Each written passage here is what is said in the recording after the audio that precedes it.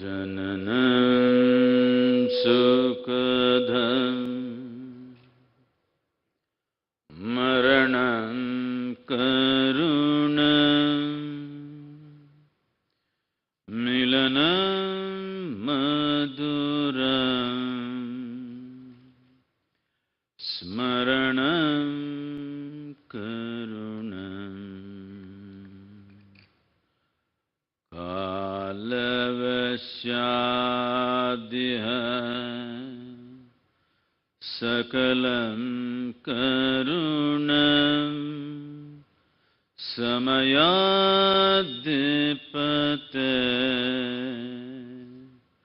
akilam karunam. Good evening. Good evening, everyone. I said good evening. I thought you're not already on talking terms with me.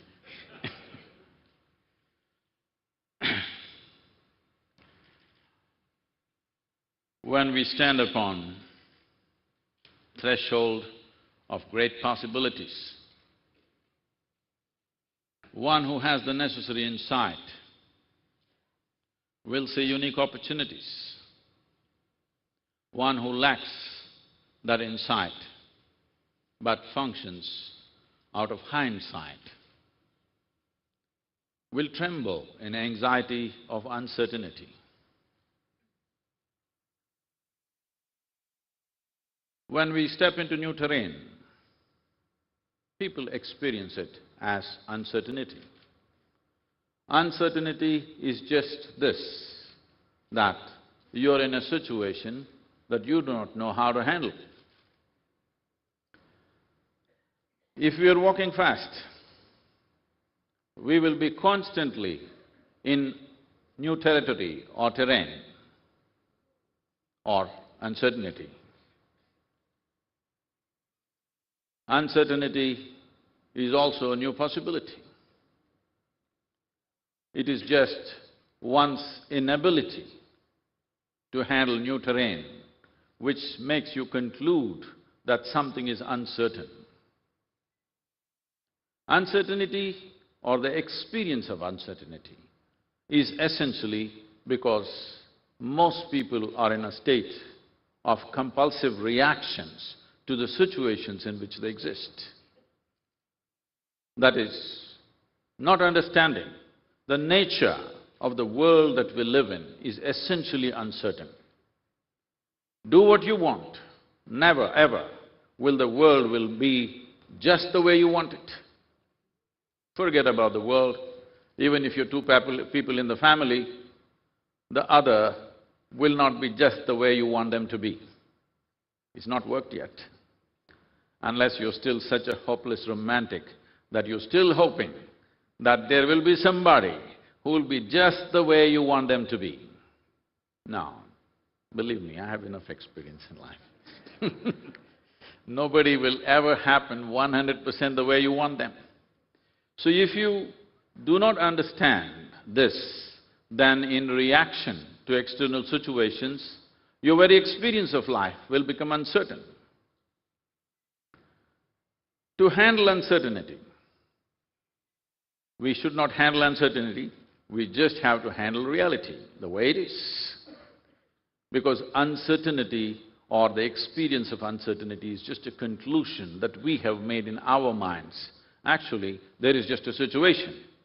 Those who do not know how to handle these situations label them as uncertainties, problems. There are no problems in the world, there are just situations. Some we know how to handle, some we do not know how to handle. We're yet to learn.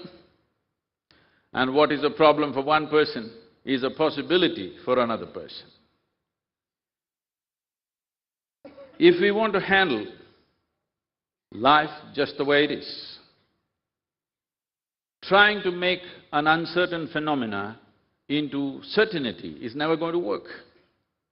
To handle this, people fall back onto one common prescription. One thing is they start making predictions. People keep asking me all the time, Sadhguru, where will India be in 2020? Where will it be in 2030?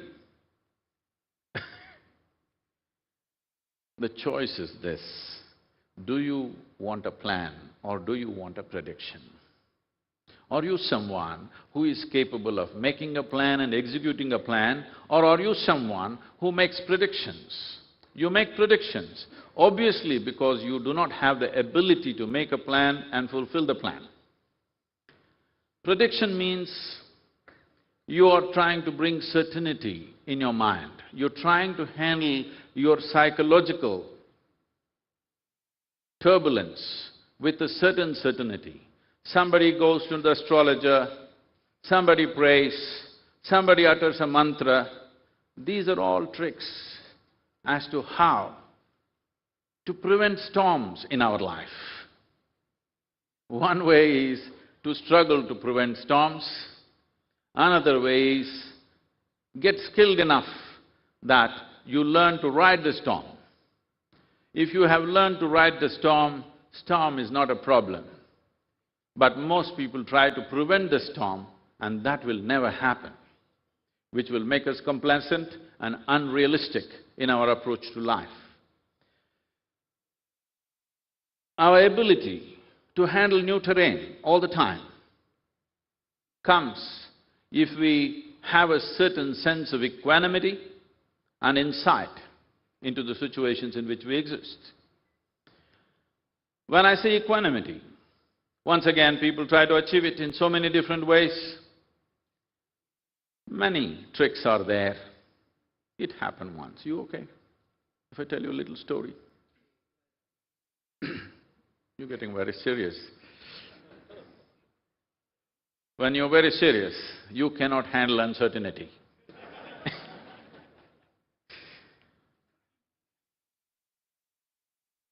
Shankaran Pillai was a very abusive husband. He used to flare up and verbally abuse his wife, but she was very calm and took everything perfectly well. One day, in the middle of a flurry of abuse, he suddenly stopped and said, "I've been constantly abusing you, but you're always calm. You have never reacted, you're very peaceful. How do you do this?" She said, "I clean the toilet." He said, "What? What is cleaning the toilet got to do with you being peaceful?" She said, "I use your toothbrush." There are many tricks. But these tricks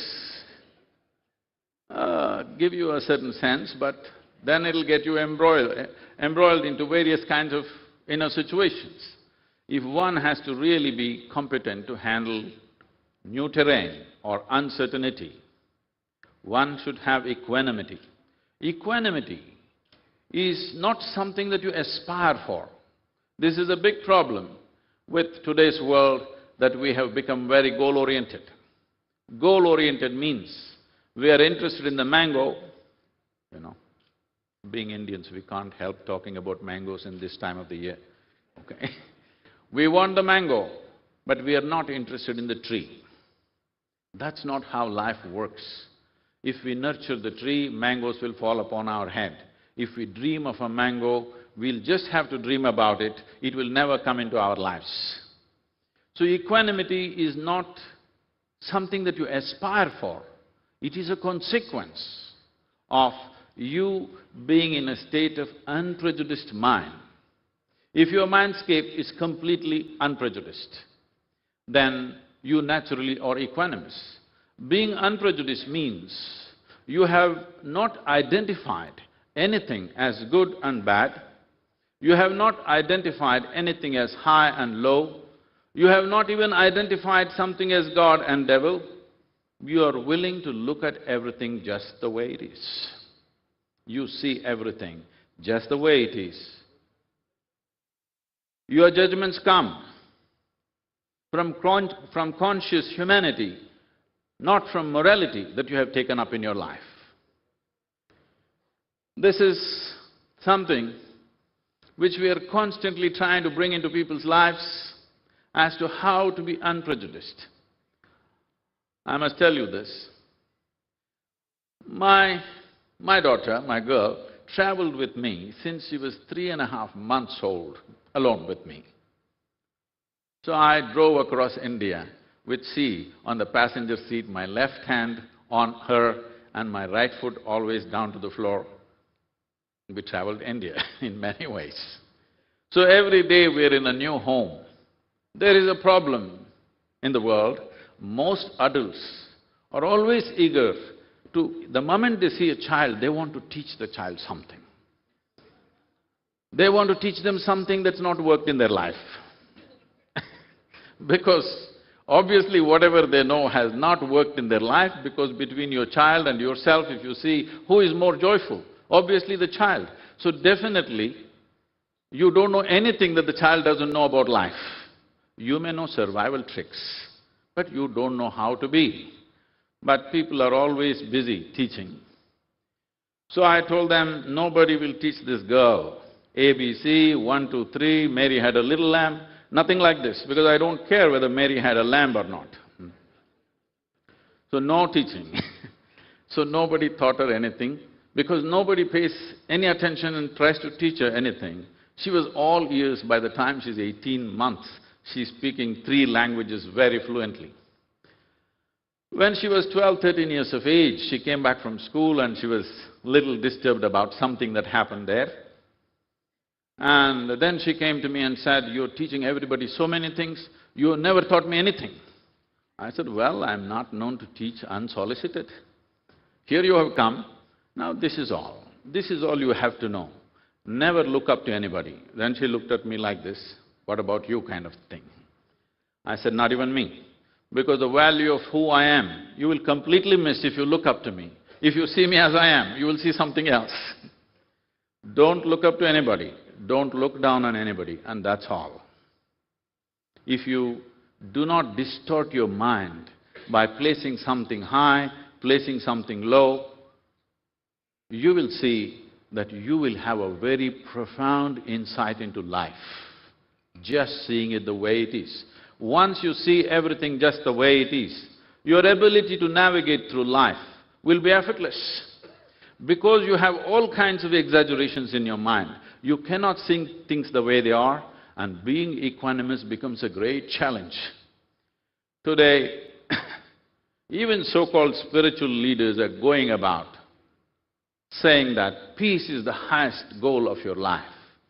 Such people will only rest in peace. Because I'm asking you a simple question. If you want to enjoy your dinner tonight, even if you're not ecstatic, at least you must be peaceful, isn't it? Hello? If you want to enjoy a couple of people in your family, their company, at least you must be peaceful. If you want to enjoy the work that you do, you must at least be peaceful. If you want to enjoy a walk on the street, at least you must be peaceful. So I'm asking you, is peace the highest goal, or is it the most fundamental requirement? It is the most fundamental requirement. People have exported these things to heaven. If you say peace, people say divine peace. If you say joy, people say divine joy. If you say love, people say divine love.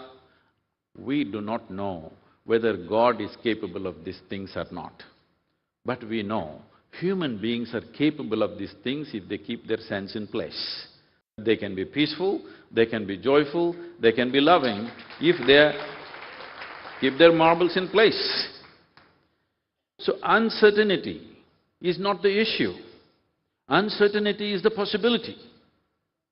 If you are in a place where there is no uncertainty, this means this is a place with no possibilities. Those who are apprehensive about uncertainties, or those who are apprehensive about new territories or new terrain, such people will always wish for status quo.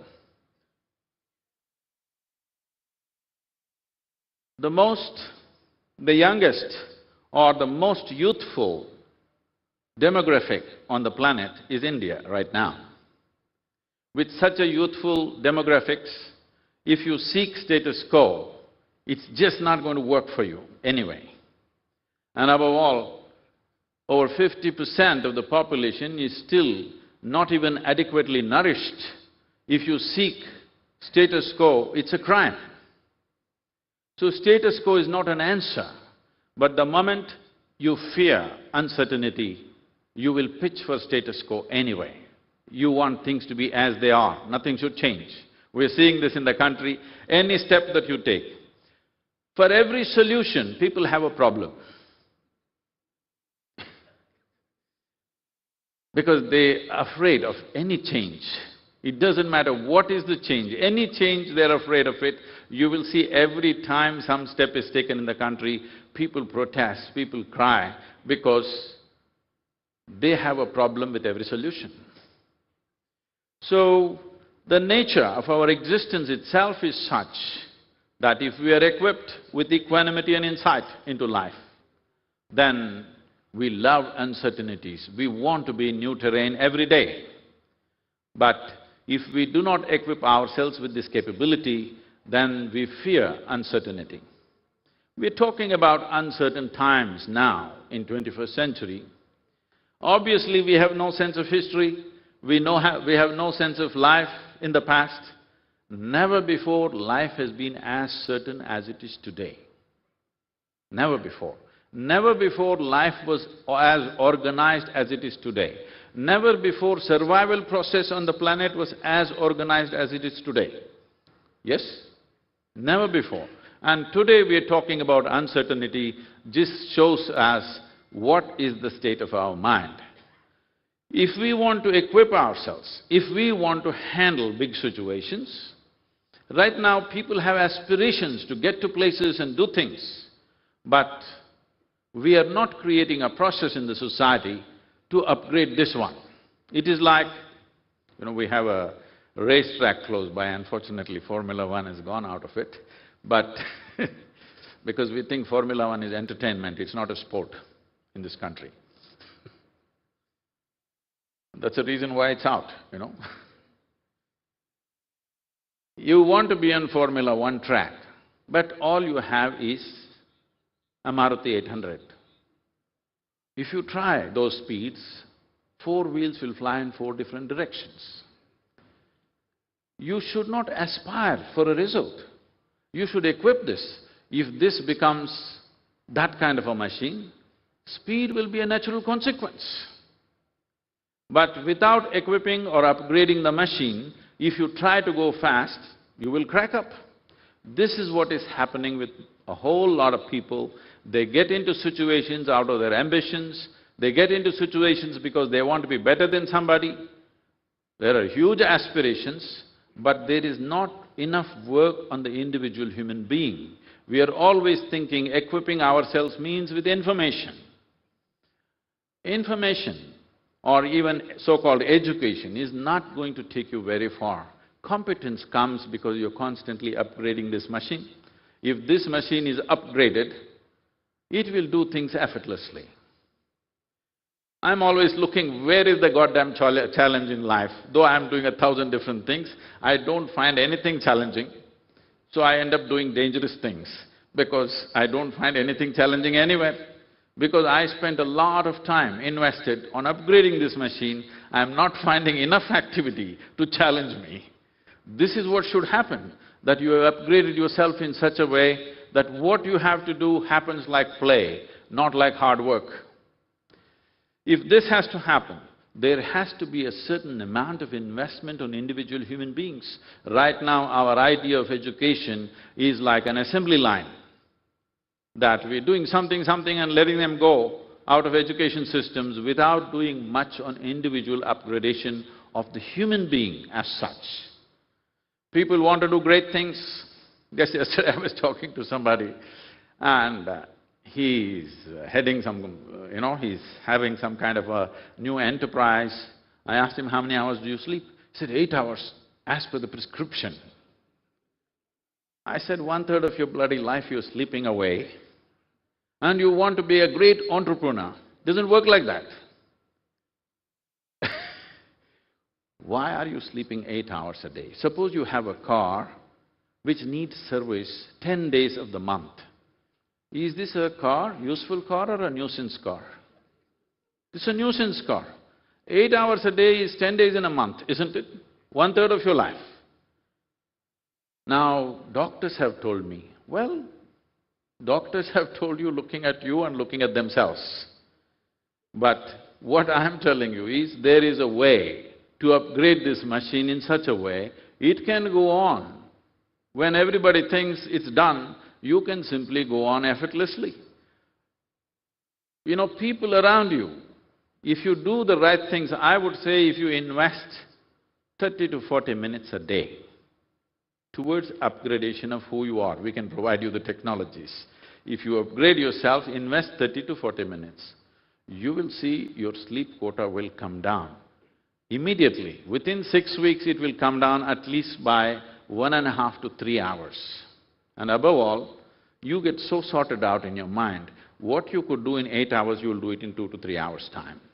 I'm not saying something else. I will show you, not just me, thousands of people around me who work like this. It looks like… see, it's like this. Our life is a combination of time and energy. Time is ticking away for all of us at the same pace. You can't stop it. People are talking about time management. I think they must be Kal Bhairavs or Mahakalas. How can anybody manage time? It runs for all of us at the same pace. Can you stop it? Can you slow it down? Can you make it go faster? It is just that in your experience it may be so.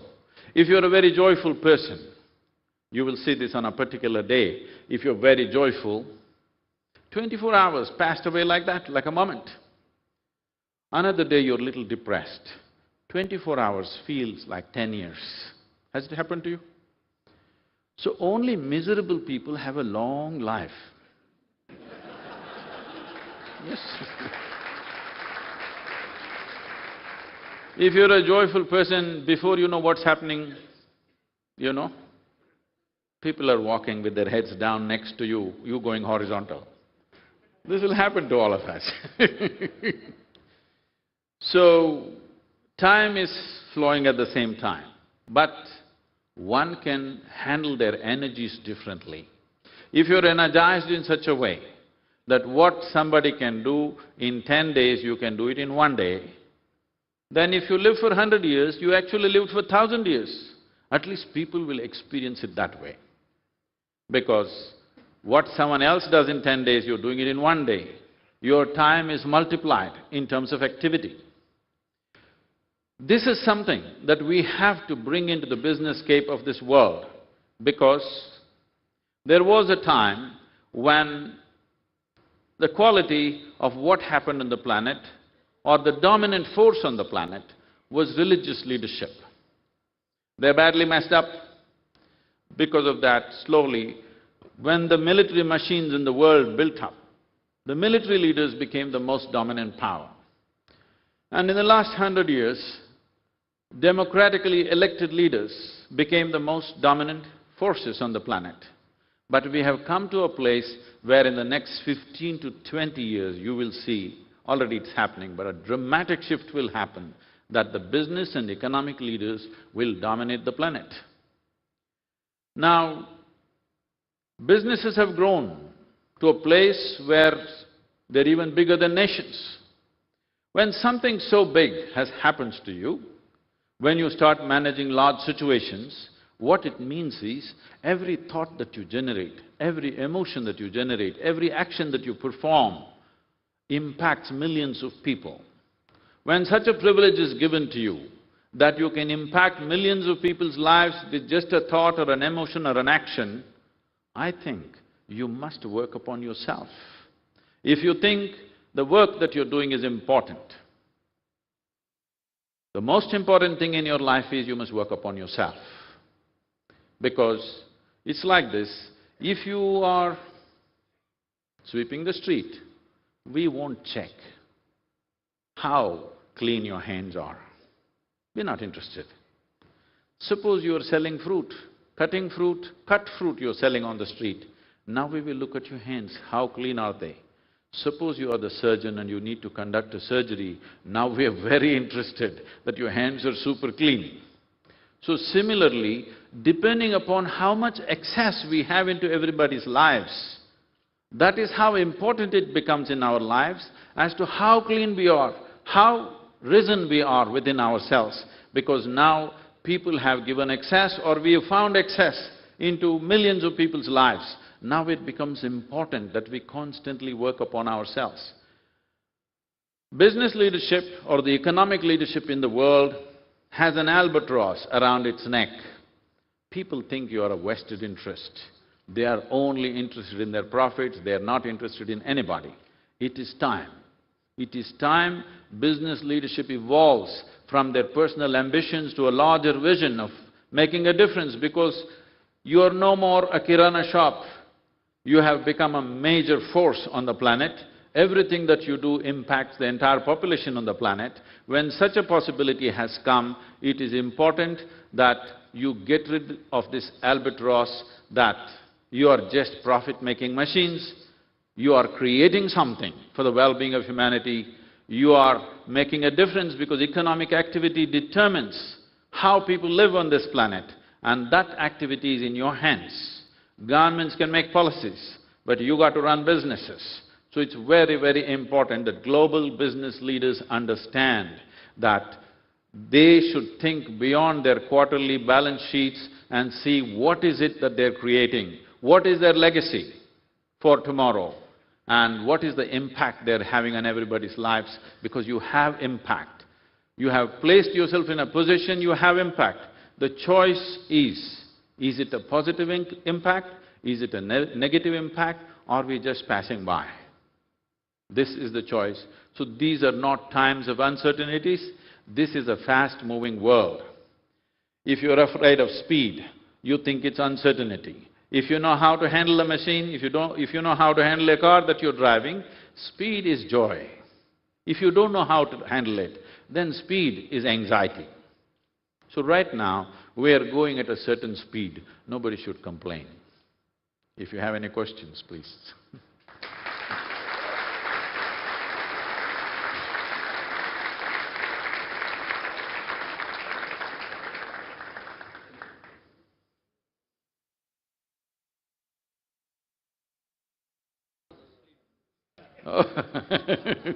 As I told you, you heard the question? What is the way to reduce the number of Because hours? you see, as a doctor, we feel that 8 hours or 7 hours or 6 hours is really required for the human body to function properly. Okay. And if I can reduce my sleep to 5 hours, I'll be very benefited by this show at least. As I said earlier, we are interested in the mango, we are not interested in the tree. How to reduce the number of hours of sleep? You don't try to reduce the number of hours of sleeping, because rest is the basis of activity in our lives. Now, we must understand, the body is not looking for sleep. Body wants to live, but it needs rest.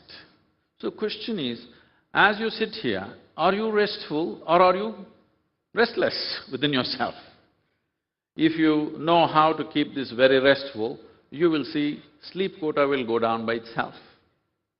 It will naturally go down by itself because you're restful, you're not… It is like you're driving a… let's say you're driving a car or a machine.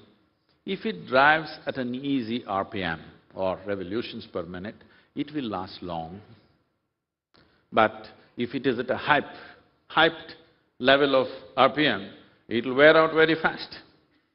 So the same thing with this. If you see how to bring this down, that you are not in an excited state, you're in a… Say, have you noticed this? On a particular day, you're very joyful, your friends came, something happened, you're very happy. That day, if you don't eat, if you don't sleep, you have no problem. Have you noticed this? So, it is also the level of joy. Are you dragging this body through this world, or is it floating ahead of you? There are many aspects to this. What kind of fuel is going into this, first of all? First of all, to understand what kind of fuel is this body designed for. When you get a machine, you must know what kind of fuel goes into it, isn't it? You get a petrol machine and put diesel into it, it may still go on, but not at its optimum level, and it will get into problems very quickly. What kind of food is going into this is very important, because you're making this body out of the food that you eat. In this country, in this culture, there's an elaborate understanding of Depending upon the nature of your activity, what kind of food should you eat? If you're doing menial jobs, you eat one kind of food. If you're doing, physically exuberant activity, you eat another kind of food. If your work is intellectual, you eat another kind of food. If you have turned spiritual, you eat another kind of food. Depending upon the type of activity you wish to perform, accordingly, food has to be adjusted because it's just fuel for the activity that you're performing and to maintain this body. Above all, if you're restful by the very nature of who you are, we can do this to you. If you invest 20 to 30 minutes a day, you will see in 6 weeks' time, we will bring down your pulse rate, your blood pressure, neurological responses, everything to a very nice, easy pace. Once you come like this, you will see immediately sleep quota will go down. Right now it's in hyper state, it needs a lot of sleep. Please, anybody, please take the mic. Guruji. Raise your hand, the mic will… Yeah. I just want to ask you, what is the meaning of happiness? Because every individual happiness is different. There is no meaning. It's just that if you know how to be joyful, then you don't want to be any other way. What is the meaning? There is no meaning. First of all, what's the meaning of your existence? You're born and you will disappear and die one day. Yes? See, you must understand this. Before you and me came here, countless number of people have walked this planet. Where are they? All topsoil now. You will also become topsoil, me also, okay? Don't think only you. You will also become topsoil unless your friends choose to bury you real deep, fearing you may rise from the dead.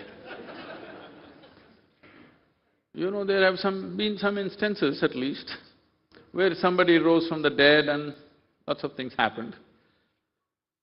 So, the question is just this: have you been happy sometime in your life? Have you been miserable? You make your choice, okay? You make your choice. I am not telling anybody you must be happy. If you like misery, what's my problem? I have no problem. It's just that I like to be among joyful people. My wish is, if the entire world becomes joyful, it'll be a better place to live for me. I'm just trying to create that. I am not instructing anybody, you must be joyful. But it is in the nature of life, not just human life, it is in the nature of life, if it is possible, from a worm to an insect to a bird to an animal and to a tree, everybody is trying to be as exuberant and full-fledged as possible. Human beings, they become little depressed because they don't know essentially how to handle their own cerebral capabilities. This is a new happening, This cerebral possibility in the evolutionary scale of things, it's a new possibility. You know Charles Darwin? You heard of Charles Darwin? He told you that you were all monkeys, not me, him, okay? He told you were all monkeys, your tail fell away and you became human, you know the story. He said something like this, I'm making this very simplistic. He said something like this, a goat could have become a giraffe, a pig could have become an elephant over many millions of years. But a monkey became human rather quickly, Genetic scientists are saying the DNA difference between a chimpanzee and you is only 1.23%. 1.23% is not much of a difference, isn't it? Not much of a difference. Between chimpanzee and you, that is how close you are physiologically. But in terms of your intelligence and awareness, you're worlds apart. Or in other words, your problem is just this: you have an intelligence for which you don't have a stable enough platform. We can give you a simple technology with which you create a stable platform so that your intelligence works for you. If your intelligence worked for you, would you keep yourself in the highest level of pleasantness or unpleasantness? Pleasantness. If unpleasantness is happening, you must just understand this. You can call it stress, you can call it tension, you can call it misery, you can call it depression, call it whatever you want, you can find more exotic names to it. Essentially, your intelligence is turned against you. Once your intelligence turns against you, no force in the universe can save you. Guruji, Sadhguruji, I would like to… Can I ask the question? Yes, please, sir. The main focus should be on stress management, because if your stress is under control, you need a less sleep, you can do away, you are cool, your life also goes up. Do you think that is the mantra you would like to give? No. This happened to me when I first went to United States many years ago. Everywhere I went, people were talking about stress management. I could not understand why would anybody want to manage stress. Because in my understanding, we manage things which are precious to us. Our family, our wealth, our business, our money, we want to manage all these things. Why would anybody want to manage stress? Then it took me some time to see that people have made a conclusion that stress is a part of their life. Stress is not a part of your life. Stress is just this. Stress is not in your work, stress is not in your family, stress is not in the world. It is just your inability to manage your own mind, which is stress. You don't know how to manage your mind, you do not know how to manage your body, you do not know how to manage your energies, you do not know how to manage your chemistry. You're kind of blundering through life. I'm asking you, is it true that this human mechanism is the most sophisticated machine on this planet? Do you agree with me? I'm asking you, have you read the user's manual? No. Just somehow do it. If you somehow do it, you think stress is normal, depression is normal, misery is normal. These are not normal. Joy is normal. As a child, you were joyful, just by nature, isn't it?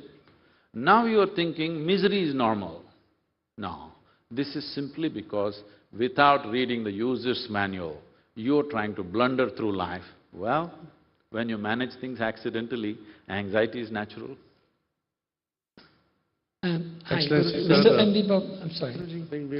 Sure. I'm You want Vasudev, to go ahead? the founder of I'm sorry, I could Hyperloop. not hear that. I am the founder of Hyperloop Transportation Technologies.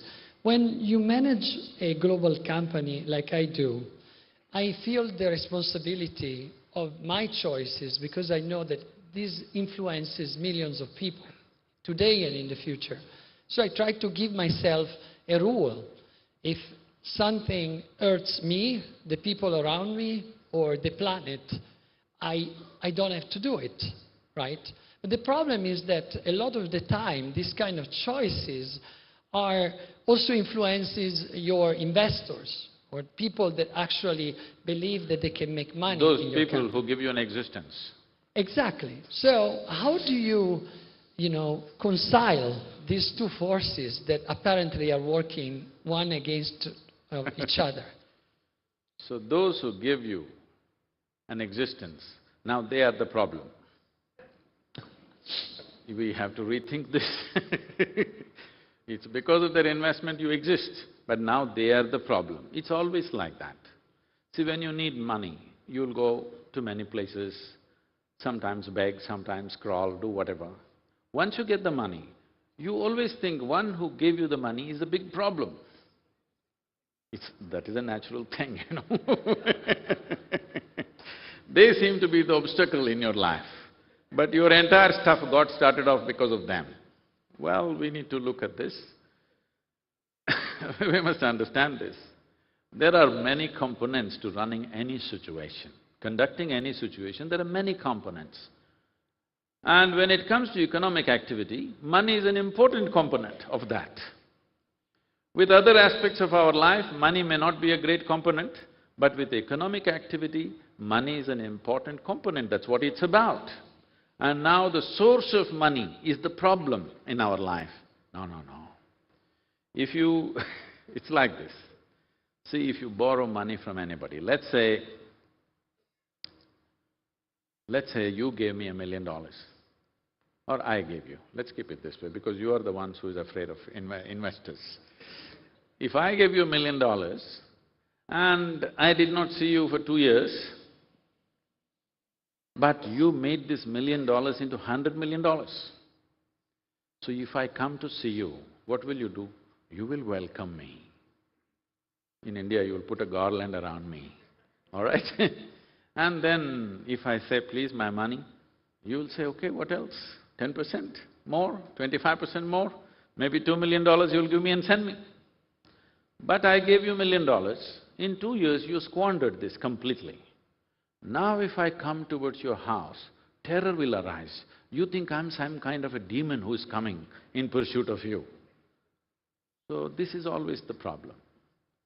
If what has been given to us, if we have multiplied it, if we have made it into a great fortune, then we really appreciate the people who gave this initial thing to us.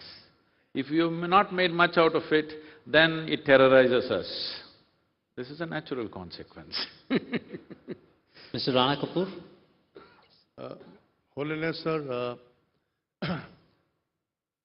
you've given a lot of personal advice, but we are sitting at the Global Business Summit, #1 platform for India in the world, sponsored by Yes Bank and Economic Times. But the main point… We know who you are now.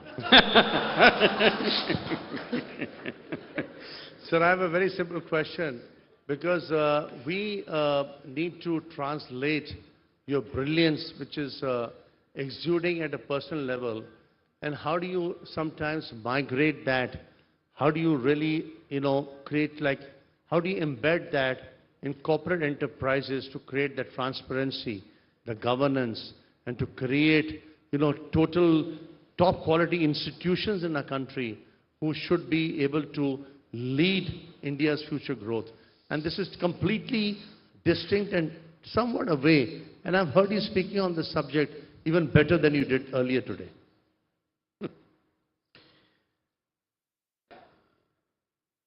So we must understand India. India is a land of too much genius and very little organization.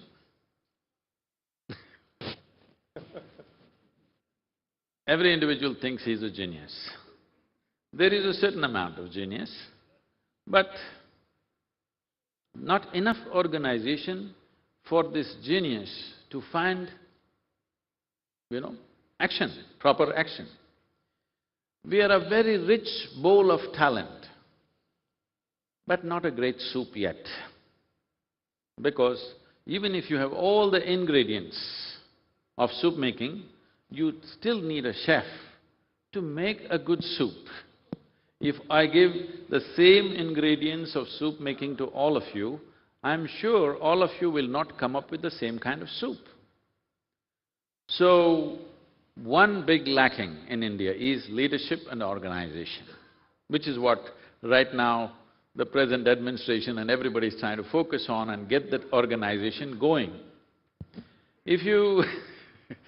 if you go sit in a… maybe you don't do that because you are a chairperson of Yes Bank, but if you go to a local tea shop, you will see the tea shop owner will be advising how Virat Kohli does not know how to hold his bat properly, what he should do.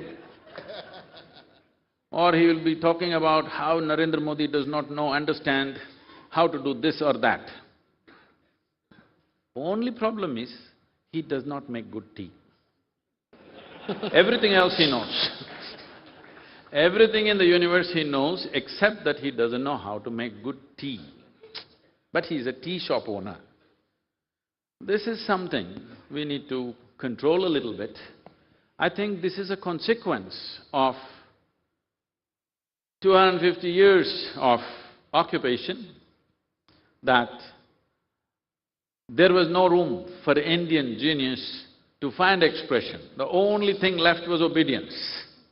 Because of this, people started talking about all kinds of things, except what they need to do, because anyway there was nothing to do. People are not allowing you to do anything, so you develop this kind of mentality. I think that is slowly exiting now. People are focusing on what they want to do. That change is happening now rapidly in the last 10–15 years' time. We need to accelerate that change if we want the benefit to reach this generation of people. We must understand this, that there are many great achievements in this country today.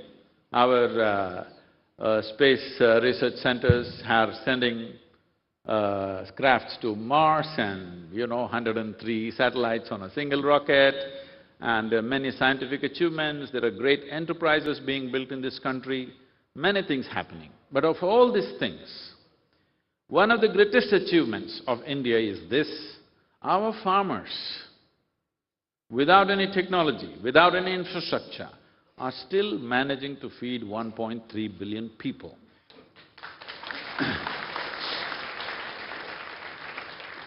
But at the same time, this same farmer who gives me food, his children are starved out and he wants to take his life. I hang my head in shame because we are eating the food that he grows, but his own children are starved. This is because we have not set our priorities right. We get excited about something that the world is doing and we start doing that. It is time, and that is beginning to happen, but not fast enough for me because I am engaged in rural societies on a daily basis, and what's happening is not good enough for them yet. Hope it will change, and change is coming, but it has to happen very rapidly, otherwise one generation's life will go by. Why I'm saying this is, see, as a nation, our poets may eulogize the mountains that we have and the rivers that flow and many things.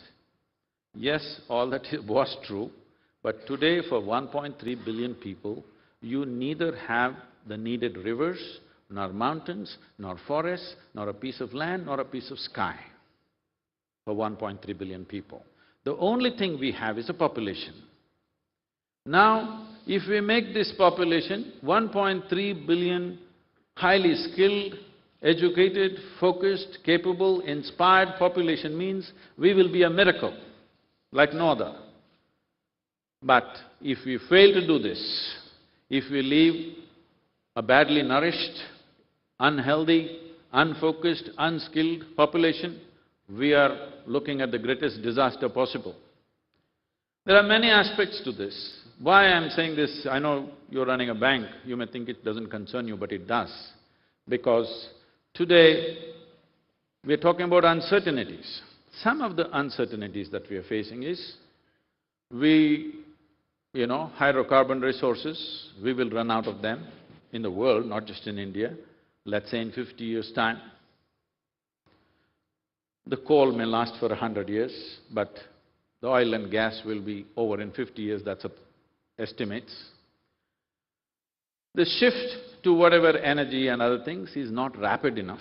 It is still nominal. It is not a solution. It is only… we are still doing alternative energy for satisfaction, not for solution yet.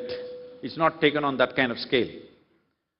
It'll take some time. There are various aspects, technological and other aspects. But all this we may handle. But one of the biggest problems in the country is, right now, the depletion of water resources and soil.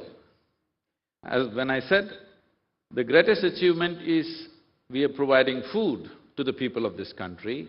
This is because we had most fabulous soil in this country. 12 months of the year we can grow what we want. If you come to Tamil Nadu, on the same piece of land, they do 4 crops in a year, okay? Nowhere else on the planet does this happen.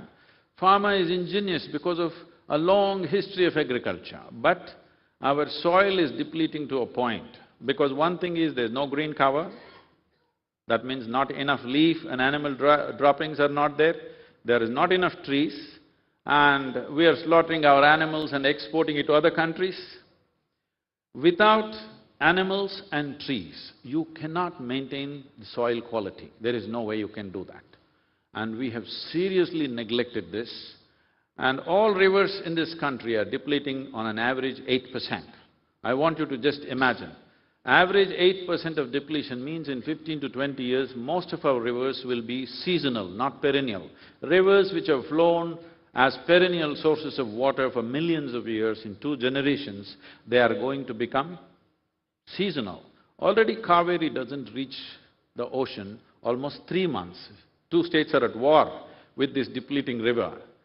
Krishna doesn't reach ocean for almost 4 to 5 months. Like this, it's happening everywhere. If we want, all other uncertainties we can handle, but if we run out of water and the ability to generate food for the population that we have, then we are facing a serious disaster. Every business, everybody who's interested in a reasonably stable platform to run their businesses have to focus on these aspects. Without this, there will be an uncertainty that we cannot handle. Sadhguru, with your due permission, we'd like to conclude this question-answer session. On behalf of the Times Group, I'd like to thank you profusely for that wonderful address. Ladies and gentlemen, a big round of applause for our special guest this evening, Sadhguru. Find us on Facebook at facebook.com/etnow and don't forget to click the like button. You can also follow us on Twitter at etnowlive. To stay updated with all our programming, hit the subscribe button on our YouTube channel by logging on to youtube.com/user/etnow.